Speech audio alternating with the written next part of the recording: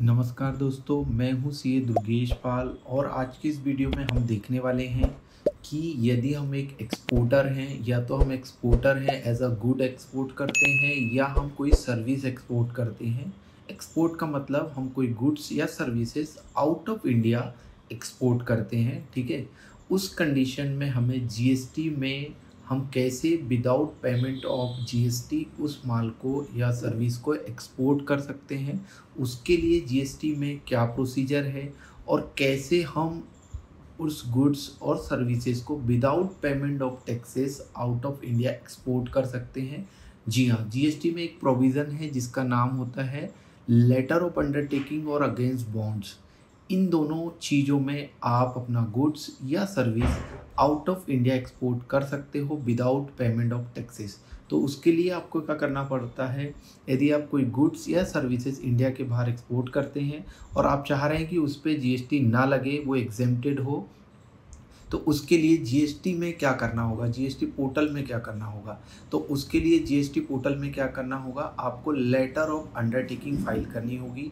ये every year आपको file करनी होती है एक्सपोर्ट के केस में। उसकी कुछ कंडीशंस होती हैं और किस कंडीशन में आप एलओटी फाइल कर सकते हैं, चलिए अपन देखते हैं। यहाँ अप्लीकेबल होती है ओनली इन केस आप एक्सपोर्ट ऑफ गुड्स और सर्विस इंडिया के बाहर कर रहे हो या आप कोई स्पेशल इंडिया में ही स्पेशल इकोनॉमिक जोन को कोई गुड्स या सर्विसेज आप दे रहे हो, तो भी अप्लीकेबल होगा। इन सब केस में आपको जीएसटी पे करना नहीं है, लेकिन आपको लेटर ऑफ अंडरटेकिंग फाइल करनी होगी और उसकी कुछ कंडीशंस है, उसको भी आपको फुलफिल करना होगा।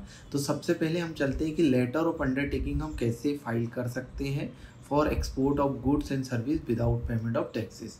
तो आपका जीएसटी का सिंपल आपको पहले लॉगिन कर लेना है। लॉगिन करके आपको सर्विसेज पे जाना है, फिर आपको जाना है यूज़र सर्विसेज पे, माई एप्लीकेशन पे जाना है।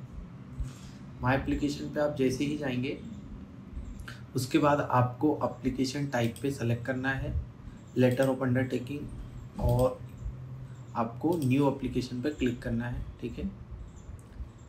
जैसे आप न्यू एप्लीकेशन में क्लिक करेंगे तो आपके सामने एक GSTR RFD form 11 furnishing of letter of undertaking for export of goods and services आपके सामने आ जाएगा, जिसका फॉर्म नंबर मैंने बताया जीएसटी आरएफडी 11 है, ठीक है। इसमें ऑटोमेटिकली कुछ इन्फॉर्मेशन आपकी आ जाएगी, जैसे GST number, legal name, trade name वगैरह, एड्रेस आ जाएगा। अब यहाँ पे देखिए क्या पूछ रहा है, LOT applied for financial year. तो यहाँ पे अभी करंट में आप देख रहे हैं 9 मार्च 2024 है, तो 23-24 मतलब फाइनेंशियल ईयर 23-24 और 24-25 का ओपन है, तो दोनों साल का आप फिल कर सकते हैं। यदि आपने प्रीवियसली एलओटी फाइल किया है, मतलब 22-23 में फाइल किया है, तो वो आप यहाँ अटैच कर सकते हैं, ठीक है। मैक्सिमम उसका जो अपलोडिंग साइज़ होगा वो 2 MB का होगा। पीडीएफ या जेपीजी फॉर्मेट यहाँ पे अलाउड है। और लेटर ऑफ अंडरटेकिंग जो क्लियर कॉपी, जो ऑलरेडी क्रिएट कॉपी है, जो पिछली अंडरटेकिंग है हमारी एलओटी, वो हम इससे अटैच कर सकते हैं। अब बात करते हैं कि ये कौन से रूल्स में हमें अलाउ करता है, उसकी क्या कंडीशंस है। Letter of undertaking for export of goods and service without payment of IGST. यदि आप आउट ऑफ इंडिया कोई गुड्स या सर्विस एक्सपोर्ट करते हो तो उसे इंटर स्टेट माना जाता है। इंटर स्टेट सप्लाई में आईजीएसटी लगता है। इसके लिए रूल 96A रिफ़र किया गया है, जो सीजीएसटी का रूल है।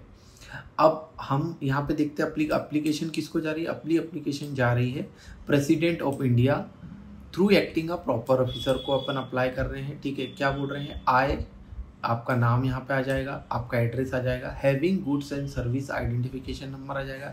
Here after call the undertaker, मतलब जो अंडरटेकिंग दे रहा है, including our representative here, executive administrator, legal representative successor assign by these presents hereby jointly and severally undertake on 9th day, मतलब डेट आ जाएगी जिस दिन आप फाइल कर रहे हैं।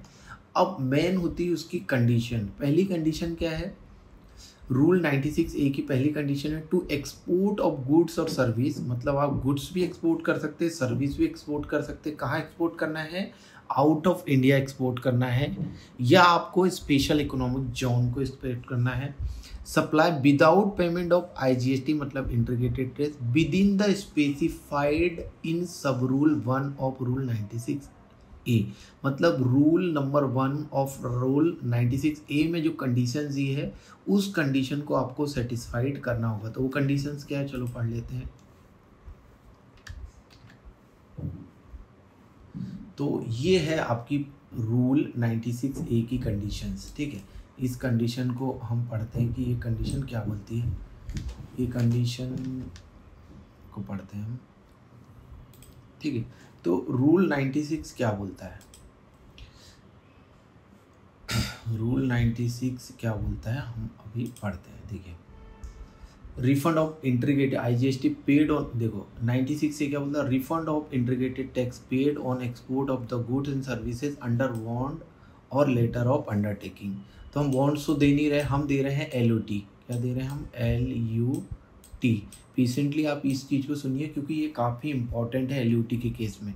यदि हम क्या कर रहे हैं, कोई गुड्स हम एक्सपोर्ट कर रहे हैं या हम कोई सर्विस एक्सपोर्ट कर रहे हैं, लेट सपोज कोई IT वाला प्रोफेशनल है जो इंडिया में बैठा है और वो यूरोप में या USA में यहाँ से सर्विस प्रोवाइड कर रहा है, तो वो LUT फाइल करेगा और जो बिल क्लाइंट को चार्ज करेगा, जो बिल यहाँ से इशू करेगा, टैक्स इनवॉइस इशू करेगा, उसमें GST नहीं लगेगा। क्या बोलता है, any registered person availing the option to supply of goods, ठीक है, और services of export without payment of integrated tax self furnish, जरूरी है क्या करना, सबमिट करना प्रायर टू एक्सपोर्ट, एक्सपोर्ट करने के पहले, या तो बॉन्ड्स या तो LUT।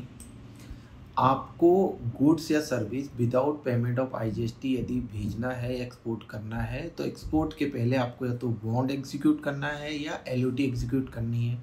LOT के बारे में हम समझ रहे हैं, अब वो कैसे करना है, in form number 11, in form number RFD 11 जो होता है LOT का, जो हमने उधर देखे, to the jurisdictional commissioner through acting officer, वैसे तो प्रेसिडेंट को जाता है, through acting officer jurisdictional commissioner, binding himself, मतलब उसको बाइंडिंग करता है, to pay tax due along with interest specified in subsection 1 of section 50 a period of, मतलब यदि आपने कंडीशन फुलफिल नहीं किया तो आप बाउंड हो जाते हैं सेक्शन 50 सबसेक्शन 1 के अंतर्गत उस अमाउंट, मतलब एक्सपोर्ट ऑफ गुड्स और सर्विस में जो GST लगने वाला था, जो हमने छूट दिया था, यदि आपने ये कंडीशन फॉलो नहीं की तो हम आपसे वो टैक्स इंटरेस्ट के साथ वापस लेंगे। तो 50 सेक्शन 50 में बोलता है कि आपने टैक्स नहीं दिया तो 18% के हिसाब से इंटरेस्ट के साथ वापस लेंगे,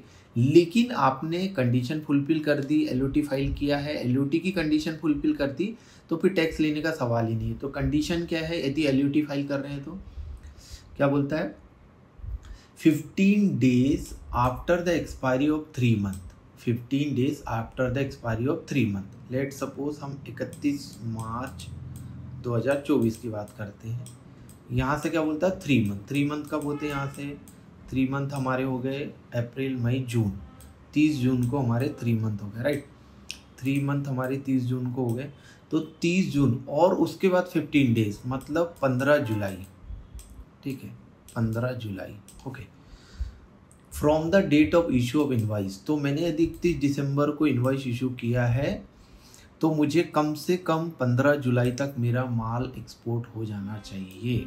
यदि ये नहीं हुआ तो आपको उस गुड्स के ऊपर जो 18% इंटरेस्ट और प्लस जो GST लगना था वो देना पड़ेगा, क्योंकि आपने कंडीशन फुलफिल नहीं किया LOT की।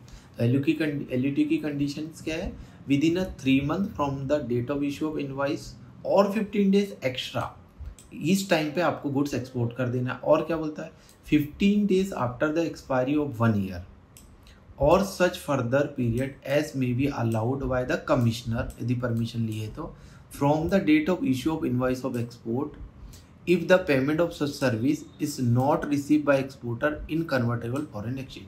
गुड्स के केस में क्या बोला उसने कि डेट ऑफ इनवाइस, ये हमारा डेट ऑफ इनवाइस था, यहाँ से 3 month और उसके बाद 15 days और तब तक आपका गुड एक्सपोर्ट हो जाना चाहिए, पहली कंडीशन। दूसरा, जो गुड्स एक्सपोर्ट किया है या सर्विस एक्सपोर्ट की है उस सर्विस का जो पेमेंट है वो क्या बोल रहा है कि date of issue of invoice, ये date of issue of invoice हो गई, यहाँ से 1 year और 15 डेज और इस डेट तक आपको आपके गुड्स और सर्विस का पेमेंट कन्वर्टेबल फॉरेन एक्सचेंज में आ जाना चाहिए।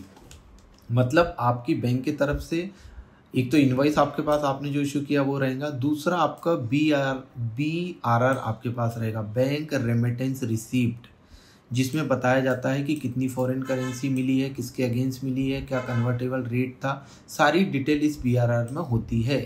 ठीक है, अब अगली ये दो कंडीशन यदि फुलफिल नहीं की तो सेक्शन 50 सबसेक्शन 1 में आप हमें पूरा GST और उसका इंटरेस्ट दे देना। यदि आपने ये कंडीशन फुलफिल कर ली और LUT फाइल किया है उसी लिए, तो आपको फिर टैक्स देने की जरूरत नहीं है। मतलब क्यों लेंगे हम आपसे? LUT आपने फाइल की है, LUT की कंडीशन आपकी ये है, आपने फुलफिल कर दी, देन ओके। यदि दोनों कंडीशन फुलफिल नहीं किए तो फिर प्रॉब्लम है।